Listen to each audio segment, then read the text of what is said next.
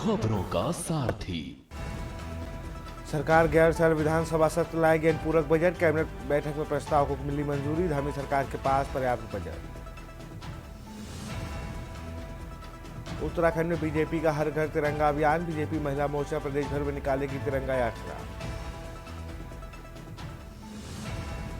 CM Pushkar Singh Dhami ने अंतर्राष्ट्रीय badminton खिलाड़ी लक्ष्य सेन से की बातचीत। पेरिस ओलंपिक खेल में लक्ष्य सेन का रहा शानदार प्रदर्शन। कोट द्वार में फैला कंजक्टिवाइटिस, आई इंफेक्शन। ओपीडी में कंजक्टिवाइटिस ग्रसित मरीजों की संख्या लगातार बढ़। केदारनाथ धाम में हेलीकॉप्टर 27 यात्रियों ने किए भोले बाबा के दर्शन। 58 यात्रियों का किया गया रेस्क्यू। देवभूमि उत्तराखंड में भारी बारिश का अलर्ट। देहरादून समेत टिहरी, बागेश्वर, उत्तरकाशी भारी बारिश का येलो अलर्ट। आप देख रहे हैं के न्यूज, खबरों का सारथी। नमस्कार, स्वागत है आपका खबर उत्तराखंड में। मैं हूं आपके साथ विशाल पंडित। रुक करते हैं खबरों का। खबर देहरादून से है। राज्य सरकार प्राचीन काल में उत्तराखंड के चार धाम यात्रा पैदल मार्ग को फिर से विकसित करेगी, जिससे राज्य में ट्रैकिंग टूरिज्म को बढ़ावा दिया जा सके। इसके लिए सरकार की ओर से योजना तैयार की गई है। शुक्रवार को तीर्थ नगरी पहुंचे पर्यटन मंत्री सतपाल महाराज ने बताया कि उत्तराखंड की प्राचीन चार धाम यात्रा 5120 वर्ष पुरानी है। राज्य सरकार ने चार धाम यात्रा ट्रैक को फिर से विकसित करने का निर्णय लिया है।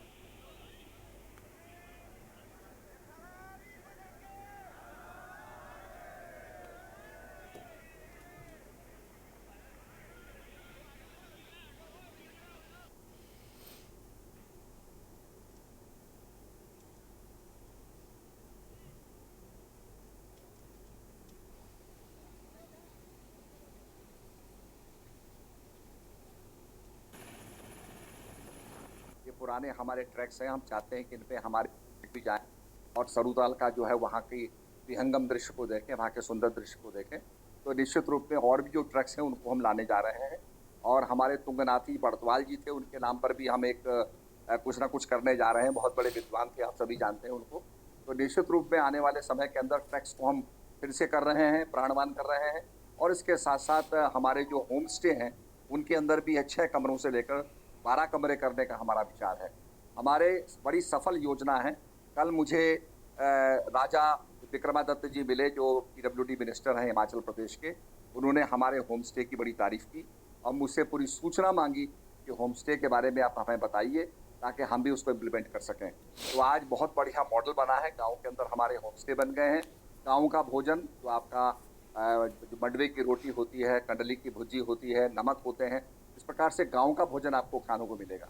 मुझे बड़ी प्रसन्नता हो रही है कि हमारे जितने भी 5 स्टार होटल्स हैं उसके अंदर उत्तराखंड की थाली परोसी जा रही है। देवभूमि उत्तराखंड में मानसून की भारी बारिश के बीच राज्य में सत्र के मुद्दे पर सियासत गर्मा गई। दरअसल धामी सरकार ने उत्तराखंड विधानसभा के मानसून सत्र को राज्य की ग्रीष्मकालीन राजधानी गैरसैंण में आयोजित करने का फैसला लिया है। धामी सरकार 3 दिवसीय सत्र गैरसैंण में करवाएगी। 21 अगस्त से 23 अगस्त तक चलने वाले इस सत्र को शुरू होने से पहले सियासत गर्मा गई है। दरअसल विपक्ष ने सत्र की अवधि पर सवाल उठाए। इस रिपोर्ट को देखिए।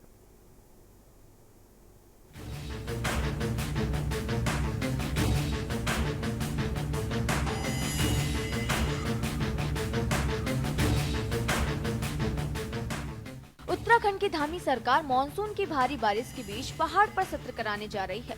सरकार ने सत्र की अधिसूचना को भी जारी कर दिया है। इसके तहत 21 अगस्त से 23 अगस्त तक सत्र चलेगा। वहीं उत्तराखंड विधानसभा अध्यक्ष रितु खंडूरी भूषण ने सत्र को लेकर अधिकारियों की बैठक ली। विधानसभा अध्यक्ष ने सभी तैयारियों को समय से पूरा करने के निर्देश दिए हैं। वहीं उन्होंने बताया कि करीब 500 प्रश्न विधानसभा को प्राप्त हो चुके हैं। वहीं विपक्ष का कहना है कि सरकार का मानसून सत्र सिर्फ खाना पूर्ति है। देखिए, सत्र को लेके पूरी तरह से तैयारी है हमारी, लेकिन मैंने आज अपने अफसरों के साथ जो विधानसभा सचिवालय है उनके साथ एक बैठक की है, ताकि जो भी हमारे जो सत्र है वो सही तरीके से चले, किसी को किसी तरह की समस्या ना हो और जनता के जो भी प्रश्न होते हैं, जो भी मुद्दे होते हैं, वो हमारे सदन में उठ सके और उनके जवाब मिल सकें। इस तरह से प्रयास रहेगा कि सभी को ठीक से सुविधा मिले और सत्र ठीक से चले। आपदा एक बहुत बड़ा मुद्दा है। पूरा पहाड़ प्रभावित है, जो अभी आपदा से प्रभावित क्षेत्रों में जिस तरह से नुकसान हुआ, भारी जनहानि हुई है, सब कुछ तबाह हो गया है।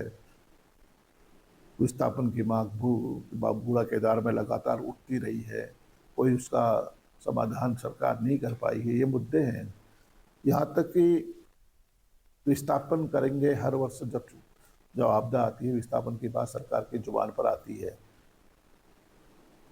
जो धारचूला है, धारचूला में 3 साल से 4 साल से आपदा ने विकराल रूप धारण किया हुआ है और वहाँ पर एक स्टेडियम में, मिनी स्टेडियम में पिछले वर्षों में से वहाँ पर लोग, उनका सब कुछ खत्म हो गया है। जब घर खत्म, देखिए बहुत सारे मुद्दे हैं इसमें। सीएलपी आपको ज़्यादा बेहतर बता सकते हैं कि किन विषयों में बात होगी, पर मुझे लगता है अग्निवीर है, SSSC भर्ती घोटाला है, आपदा है, महिला अपराधों पे जो हम पहले नंबर पर 9 हिमालय राज्यों में, वो विषय है। जिला विकास प्राधिकरण को लेकर कई किस्म की दिक्कतें नई सामने आ रही हैं, वो विषय हो सकता है। बाढ़ का जो मामला रहा, हमारे खटीमा, उधम सिंह नगर इत्यादि के क्षेत्र जो पूरा डूबे रहे, वहाँ कोई राहत नहीं मिली, उस विषय पर बातचीत होगी। केदारनाथ, टिहरी, धारचूला, मुनस्यारी, हमारा कपकोट, भराड़ी इत्यादि क्षेत्रों में जो आपदा आई है, चमोली ज़िले में जो आपदा आई है, इन सभी विषयों पर वहाँ चर्चा विचार विमर्श होगा। उसमें गन्ना किसान का जो मूल्य है उस पर भी बातचीत होगी, किसान आंदोलन को लेके भी बात होगी, हमारे माल्टा और इत्यादि जो पहाड़ी उत्पाद है उनके समर्थन मूल्य की बात भी वहाँ उठ सकती है। तो अनेकों विषय है जिन पर मेरे को लगता है लॉ एंड ऑर्डर, इन सभी चीज़ों पर वहाँ बातचीत होगी। आपको बता दें कि विपक्ष 1 सप्ताह से अधिक सत्र चलाने की मांग कर रहा है ताकि सभी विधायकों के प्रश्न सदन में उठाए जा सके। वहीं विपक्ष ने मानसून सत्र में सत्ता पक्ष को कई मुद्दों पर घेरने की रणनीति तैयार की है। कांग्रेस का कहना है कि वे सदन में सत्र की अवधि को बढ़ाने, बेरोजगारी, राज्य की बदहाल कानून व्यवस्था, राज्य में बढ़ती महंगाई, राज्य में आई आपदा समेत तमाम मुद्दों को सदन में उठाएगा। वहीं सत्ता पक्ष का कहना है कि विपक्ष के पास मुद्दों की भारी कमी है।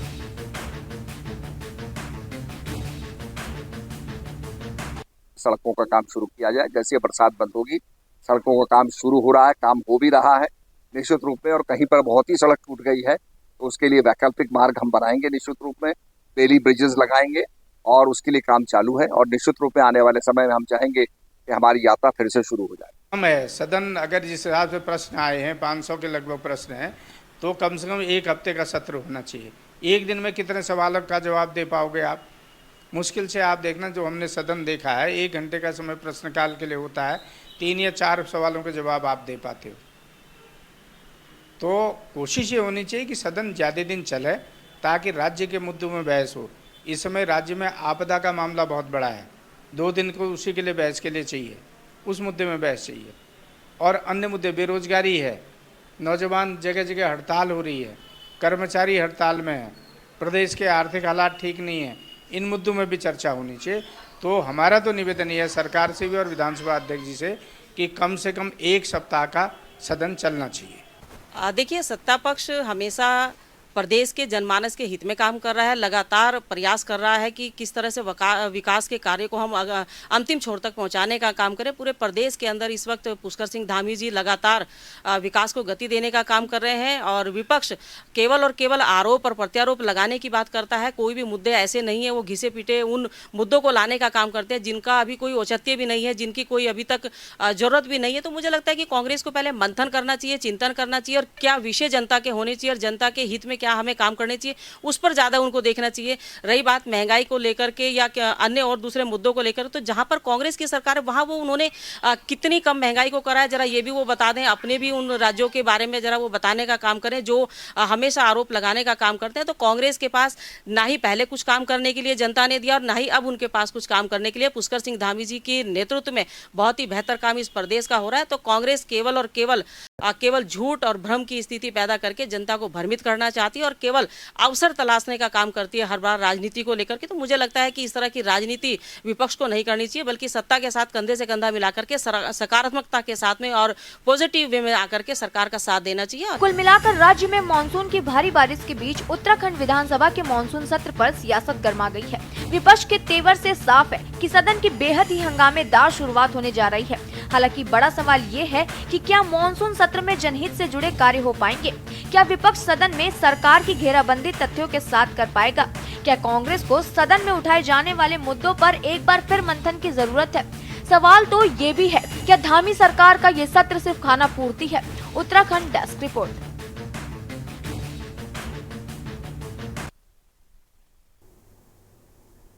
यहाँ रुकते एक छोटे से ब्रेक ले, जल्द हाजिर होंगे।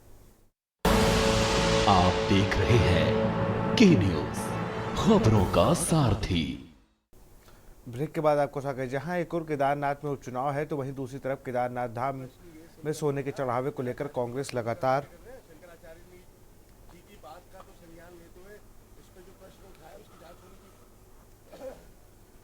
मुद्दा बना रही। हल्द्वानी विधायक सुमित हृदयेश ने कहा है कि अगर वास्तव में केदारनाथ धाम से सोना चोरी नहीं हुआ है तो बीजेपी वाले शंकराचार्य जी के बयान का खंडन क्यों नहीं कर रहे हैं।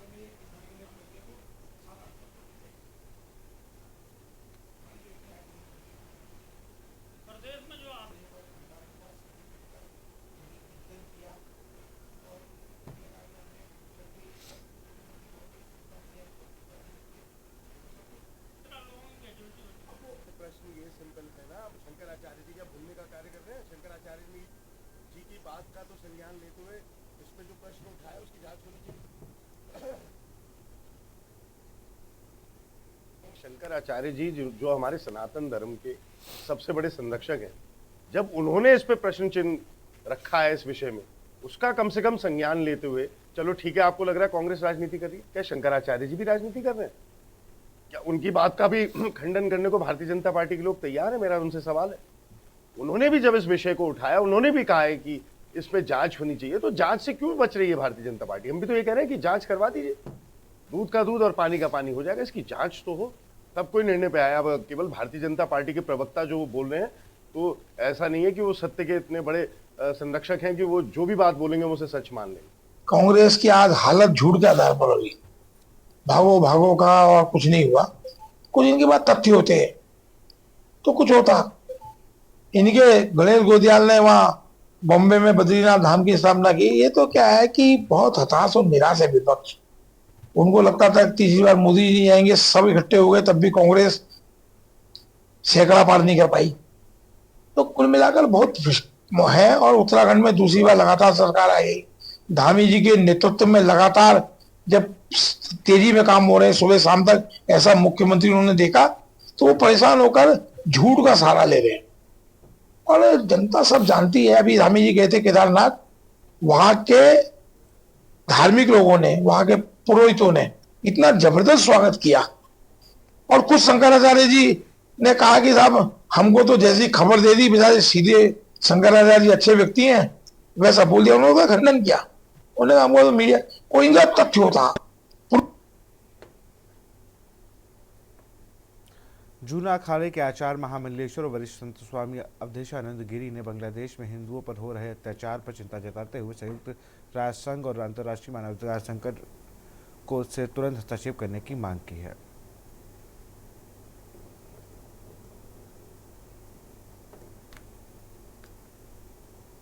बांग्लादेश में हिंदुओं पर भारी अत्याचार हो रहे हैं। वहाँ हिंदुओं के घर उजाड़ दिए गए, उनके घरों में आग लगा दी गई।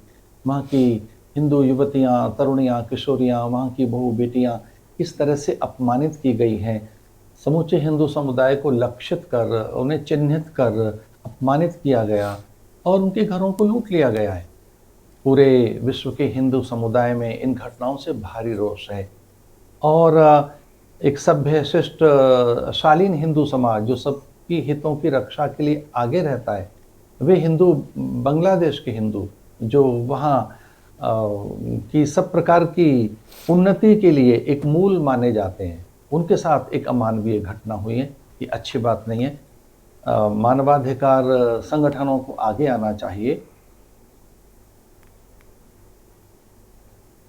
खबर बागेश्वर से, जहां 78वीं स्वतंत्रता दिवस के कार्यक्रम को भव्य बनाने को लेकर, हर घर तिरंगा फहराने को लेकर कपकोट में शिखर मंडल व कपकोट मंडल की बैठक हो गई है। यहाँ विधायक सुरेश गलिया ने सभी हर घर में तिरंगा फहराने को कहा है।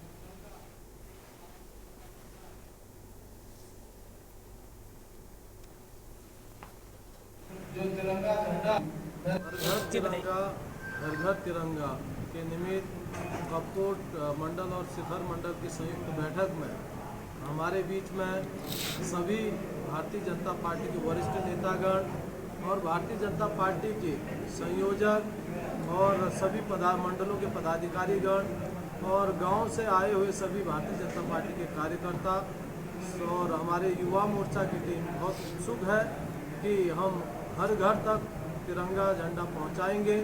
जो भारत माता की आन बान शान है उसको लगातार घर घर तक पहुंचाने के साथ उसको बनाए रखने के लिए हम आतुर हैं और हमारे भारतीय जनता पार्टी के सभी पदाधिकारीगण बहुत रुचि के साथ यहाँ पहुँचे हैं। खबर नैनीताल से है। इस बार देश अपना 78वां स्वतंत्रता दिवस मनाने जा रहा है, जिसको लेकर प्रधानमंत्री ने सभी देशवासियों को हर घर तिरंगा लगाने की अपील की है। स्वतंत्रता दिवस के 18वें कार्यक्रम को भव्य बनाने को लेकर, हर घर तिरंगा फहराने को लेकर आज नैनीताल जिले के भाजपा पूर्व जिलाध्यक्ष देवेंद्र ढेला ने राजनीति गृह में भाजपा कार्यकर्ताओं के साथ बैठक की।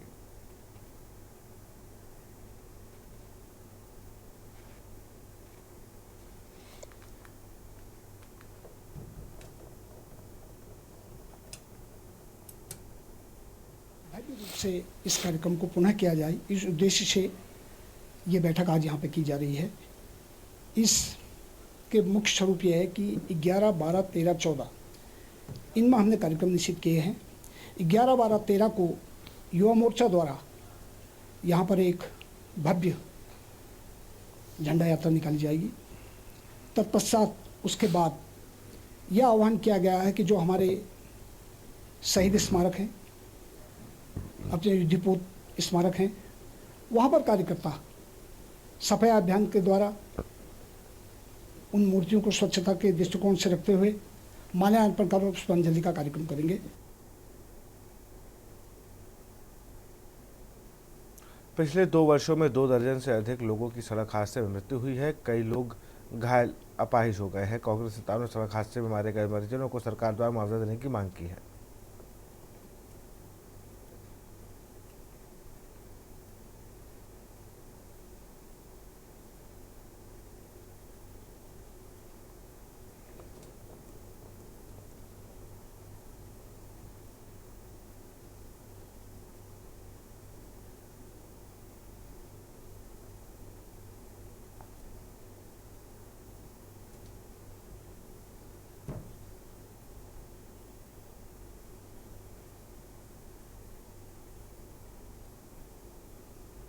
ये आपके संज्ञान में ये इस रोड का मामला है। आज 10 वर्षों से इस रोड का कोई भी निर्माण नहीं हो रहा है।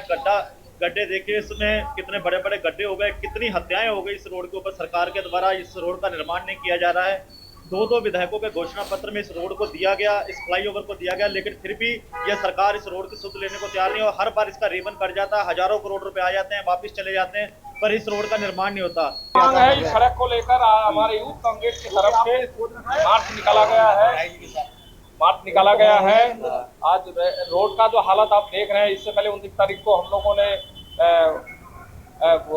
रुद्रपुर में धरना प्रदर्शन किए थे। और भी मुद्दा है और आगे हम लोग इस सड़क के साथ साथ अन्य मुद्दों को लेकर हम लोग गैरसैंण में जो अभी हाउस चलेगा उसमें भी धरना देंगे।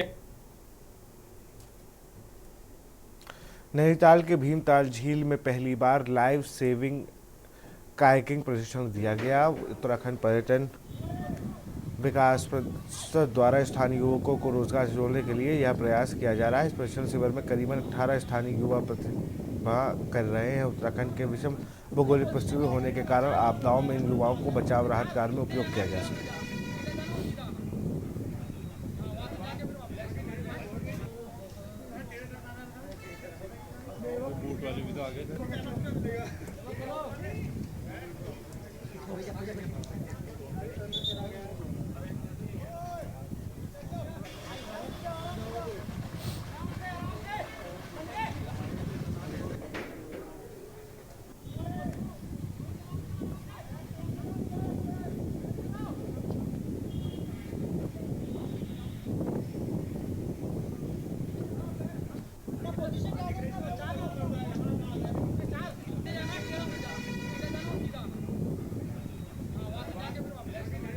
डेवलपमेंट बोर्ड की तरफ से शुरू किया गया है, जिसमें गोवा की संस्था है नेशनल लेवल की, कायाकिंग का ट्रेनिंग इसमें करवाया जा रहा है।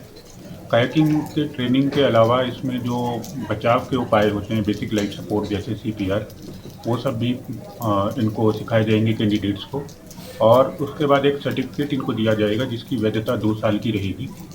और इस प्रशिक्षण से स्वरोजगार बढ़ाने में, आपदा के समय निपटने में, एडवेंचर स्पोर्ट्स में इस तरह के रोजगार के अवसर खुलेंगे।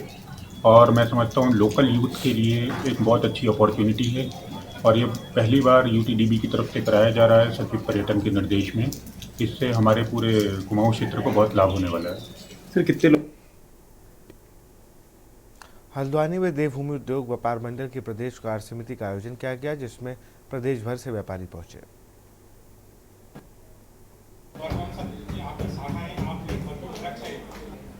सबसे बड़ी दिक्कत होती है फेरी वाले आते हैं तो उनका बड़ा नुकसान है, हर व्यापारी का नुकसान है। बड़ी संख्या हमारे साथ है और हमें गर्व होता है। मैं बहुत खुश हूँ, घर पर कोई माहौल होते हैं आप लोगों का हमारे साहब। मुख्य कारण है कि हमारा संगठन 1995 जब उत्तराखंड आंदोलन तेजी की मुखर पे था, उस समय जो हमने ये इसका गठन किया था 1995 के अंदर में, और उसका नाम था उत्तराखंड व्यापार मंडल, और उसका रजिस्ट्रेशन हमने कार्यालय में कराया था। हमारी रजिस्टर्ड इकाई है, 25 वर्षों से जो है हमारा जो है कि संगठन कार्य कर रहा है। इसके बीच के अंदर में अनेक लोग आए, क्योंकि यूपी से संबंधित थे जो है व्यापार मंडल, वो लोग ने हमें जो है इसमें सहयोग नहीं दे रहे थे उत्तराखंड आंदोलन में, तो हमने उसका इसलिए वजह से गठन किया है उत्तराखंड आंदोलन का। और इसके लिए हमने दिल्ली तक लड़ाई लड़ी है उत्तराखंड राज्य के लिए। हम दिल्ली वार्ता में भी गए, दिल्ली केंद्र सरकार की वार्ता में भी हम लोग गए, हुकुम सिंह कुंवर जी और हम लोग पूरी टीम गए थे। हम लोग वहाँ पे बैठक में लगातार इतने सालों बाद नहीं, हम लगातार संगठन करना चाह रहे हैं किसी और नहीं, हम किसी व्यापार मंडल की देखा देखी नहीं कर रहे हैं, हमारी देखा देखी कर रहे हैं। हमारे संगठन को तोड़ने की कोशिश कर रहे हैं क्योंकि वो लोग परेशान हैं। उनके संगठन की जो है कि रजिस्ट्रेशन भी कैंसिल हो चुका था। फिलहाल खबरों में इतना ही। देखते रहिए के न्यूज़ इंडिया। नमस्कार। आप देख रहे हैं के न्यूज़, खबरों का सारथी।